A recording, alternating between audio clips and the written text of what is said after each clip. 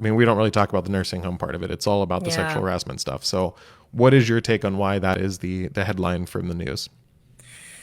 So I think whenever politicians become vulnerable, that's whenever people feel more comfortable coming out, right? So it almost seems like when one person steps forward or something happens like this to a politician, people automatically are like, all right, this happened to me. Now's my chance to not, especially when you're talking about sexual assault. So coming from even my own personal thing that happened to me, I never did do anything about it because it wasn't worth, well, it could have been worth something, but it wasn't worth ruining my own life Interesting. for it.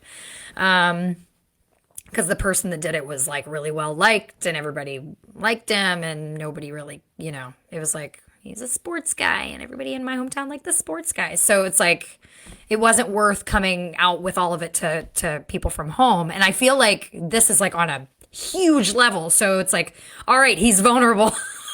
Now's our chance to actually get something done about it. So whether people are doing it for bad reasons or good reasons, it's like whenever you go through something that traumatic, it's almost like you make excuses to yourself why you can't come forward, or why you shouldn't come forward. And then in this kind of a moment when someone is actually vulnerable, then you're like, oh, okay, now maybe could be the time and I would be listened to. Interesting. Whereas I wouldn't have been listened to before. I would have been dismissed, right? There's no merit to that. And then people just kind of move on and forget.